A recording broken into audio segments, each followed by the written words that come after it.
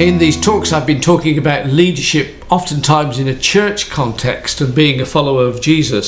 நான் கூடுதலாக லீடர்ஷிப் என்னத்தை குறித்து கற்றுக் கொடுக்கிறேன் என்றால் சபையிலே அதாவது இயேசு எப்படி வழிநடத்தினாரோ மக்களை அதை குறித்து கூட நான் பாய்ந்து வருகிறேன். However, I hope that these talks haven't just given you the idea that this servant leadership style can only be practiced in a church.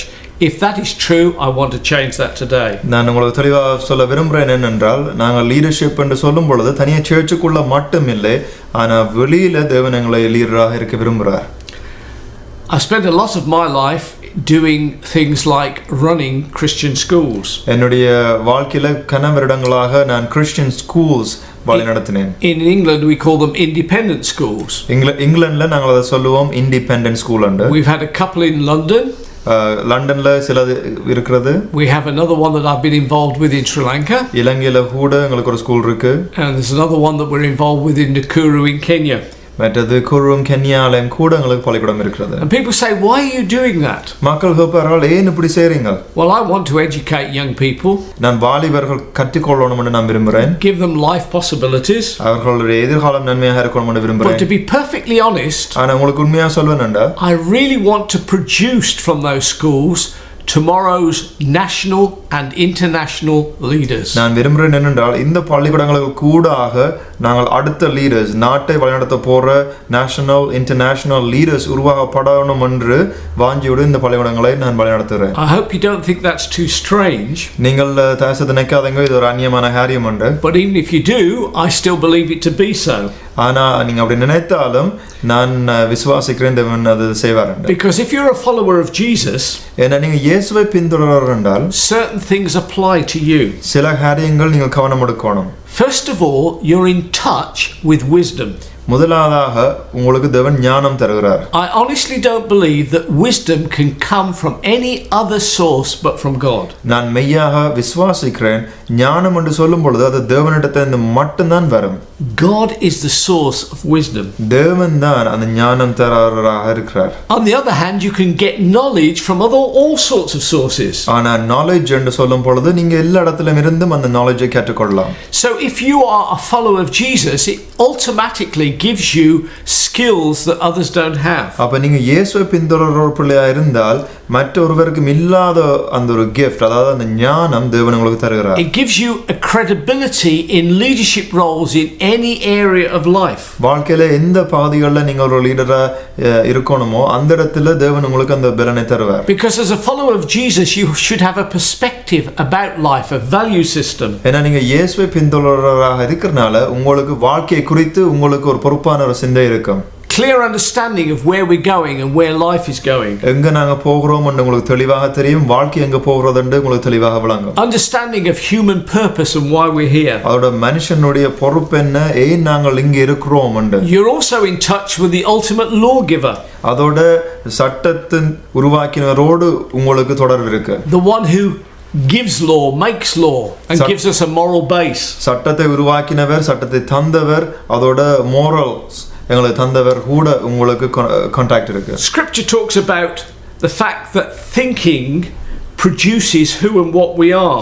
அவனுடைய வார்த்தை சொல்றது என்னென்றால் நாங்கள் சிந்திக்கும் பொழுது அதே விதமாக நாங்கள் ஆகிறோம். அதாவது என்னத்தை சிந்திக்கிறோமோ அதன்படி நாங்கள் வருகிறோம். And who and what we are as a follower of Jesus can ultimately affect things culturally, nationally and internationally. அதோட நாங்க இயேசுக்குள்ள நாங்க என்னவாக நாங்கள் இருக்கிறோமோ அது வந்து nationally, internationally ஒரு impact உருவாக்குறதாக இருக்கும். I learned a lot of my leadership skills from becoming a follower of Jesus. நான் என்னுடைய leadership skills வந்து எங்க கற்றுக்கொண்டேன்னா இயேசுவை பின்தொடர்றதுல நான் கற்றுக்கொண்டேன். Not from management training or business training. Business training or management trainingல இருந்தில்ல. But I often discovered and found it as a bit of a surprise that you could transfer those skills easily to other areas of life. அதோட தேவன் எனக்கு கற்பித்த காரியங்கள் தந்த ஞானம் அது வந்து தனியா ஒரு பகுதியில மட்டும் இல்ல நான் வாழ்க்கையின் எல்லா பகுதியிலும் அந்த ஞானத்தை நாம் பாவிக்கலாம். In what sometimes Christians call the secular world. நாங்கள் சிலர் சொல்லுகிறோம் இந்த உலகம் என்று. I found that the kingdom of God could be found in all sorts of areas of life, not just the church. நான் என்ன அடையாளம் கண்டேன் என்றால் தேவனுடைய ராஜ்யம் என்று சொல்லும் பொழுது தனியா சபையில மட்டும் இல்ல, ஆனா வெளி இடங்கள் அன்று ராஜ்யத்தை நாங்கள் ஸ்தாபிக்கலாம். I think sometimes we have a false understanding of what is godly or spiritual and what is church and what is secular. நான் சிலவழில எங்களுக்கு பிழையான விளக்கம் இருக்கிறதா, அதாவது சபையண்டால் என்ன, வெளி உலகமண்டா என்ன, ஆவிக்குரிய காரியமண்டா என்ன, தேவனுடைய ராஜ்யமண்டா என்னன்னு சிலவழில நாங்கள் பிழையாக விளங்கிக் கொள்கிறோம். I found that Jesus' leadership skills fit not just into the church but into business and into politics and into education and other areas too. So என்ன நான் விளங்கிக் கொண்டேன்டா, இயேசு எங்களுக்கு காட்டின அந்த லீடர்ஷிப் ஸ்கில்ஸ் வந்து தனியா சர்ச்சுக்கு மட்டும் இல்ல, ஆனா பாலிடிக்ஸ்ல, எஜுகேஷன்ல. Just the other day I was listening to a discussion about emerging economies. கொஞ்ச நாளுக்கு முதல் புதுசாக வார எக்கானமியை பற்றி நான் கேள்விப்பட்டேன். Very learned discussion about how countries could be improved. அதாவது எப்படி ஒவ்வொரு நாடுகளும் தங்களை தாங்கள் இம்ப்ரூவ் பண்ணலாம்.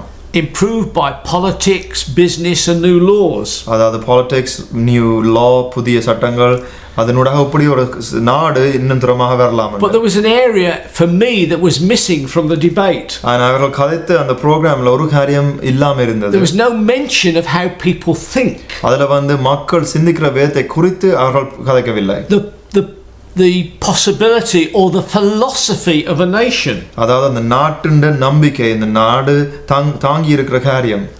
In the UK, இங்கிலாந்துல I wouldn't talk of it as a Christian culture. நான் சொல்ல மாட்டேன் அது or a Christian nation. அது வந்து ஒரு கிறிஸ்தவ நாடு அல்லது கிறிஸ்தவ கல்ச்சர்னு நான் சொல்ல மாட்டேன். But I do believe we have a kind of Judeo-Christian emphasis in our laws and the things that were there in the country. ஆனா அந்த நாட்டுல இருக்கிற சட்டங்கள் அதல பாக்கியல ஒரு கிறிஸ்தவ சட்டங்கள் மாதிரி தான் இருக்கு. It is in our heritage.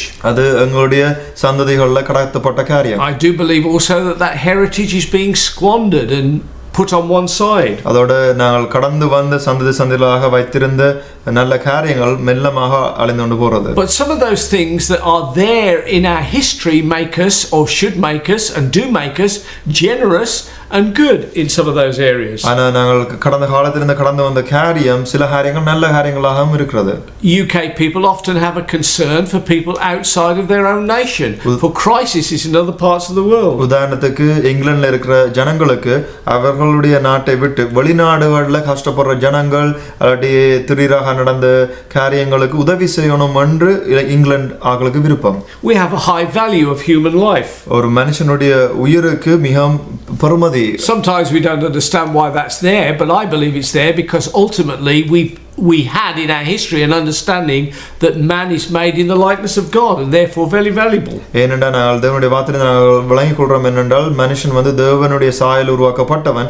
அப்ப அந்த பெருமதி இப்ப கூட இங்கிலாந்து ஆட்களுடைய ஏரியத்தில் அந்த காரியம் இருக்கு. I won't mention any countries, but there are some countries who are quite rich but would say, oh well, that's nothing to do with us, it's not our country, it doesn't matter to us. சில நாடுகள், நான் எந்த நாடுன்னு சொல்லல, நல்ல பணம் உள்ள நாடுகள் அவர்கள் சில தங்களுடைய நாட்டுக்கு சம்பந்தப்படாத காரியம் என்றால் அதை குறித்து கவலைப்பட மாட்டார்கள். They don't have a high value of human life. அவர்களுக்கு மனுஷ உயிருக்கு பெருமதி சில நாடுகளில் கொடுக்க மாட்டார்கள். Some countries have very corrupt systems. சில நாடுகளிலே அவர்களுடைய சட்டங்கள், அவருடைய கவர்மெண்ட் கூட மிகவும் பிழையான காரியம். Thinking, philosophy, culture is very important. நான் சிந்திக்கிற விதம், அதில இருந்து வர அந்த கலாச்சாரம் ஒரு நாட்டுக்கு முக்கியம். Now I am sure that business, politics and law can all be very helpful. அதே மாதிரி பிசினஸும் பாலிடிக்ஸும் லாவும் சட்டமும் அது உதவிக்குரிய காரியம். But you can change the business, the politics and the law, but unless you change people's thinking,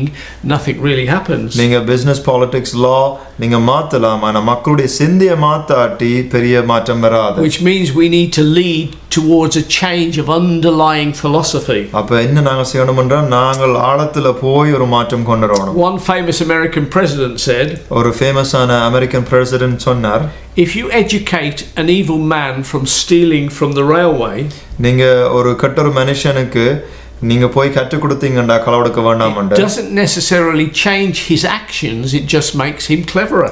அவருடைய கிரியையை அதை மாற்றாது, ஆனா அவரை கட்டிக்காரனாக மாற்றும். So what happens, instead of stealing from the railway, he steals the whole railway. அப்போ உதாரணத்துக்கு அவர் railway ஸ்டேஷன்ல இருந்து களவெடுக்கிறாருண்டா, அவருக்கு நீங்க புத்தி சொல்லி கொடுத்தீங்கண்டா, அவர் ரயில்வே ஸ்டேஷன்ல இருந்து களவெடுக்கிற ஒருவருக்கு நீங்க புத்தி சொல்லி கொடுத்தீங்கண்டா, களவெடுக்க வேண்டாமண்டு அவர் இப்போ கட்டிக்காரனா வந்துட்டார். அவர் முழு ரயில்வே சிஸ்டமே அவர் களவெடுத்துட்டார். What we see as requiring structural change நாங்கள் பார்க்கிறோம் அந்த அடி ஆழத்துல மாற்றம் வரணும் in world development இந்த உலகத்திலே actually often needs a change of heart. அப்படி ஒரு மாற்றம் வரதுக்கு இருதயத்தில முதல் மாற்றம் வரணும். And from my point of view, என்னுடைய நிலைமை என்னண்டா, Jesus' style of leadership in all areas of life. இயேசு எப்படி வழிநடத்தினாரோ அதே மாதிரி தான் நாங்களும் லீட் பண்ணணும் எங்களுடைய எல்லா வாழ்க்கையின் பகுதிகளில். So how about you? நீங்கள் எப்படி? Where do you lead? நீங்கள் எங்க வழிநடத்துறீங்க?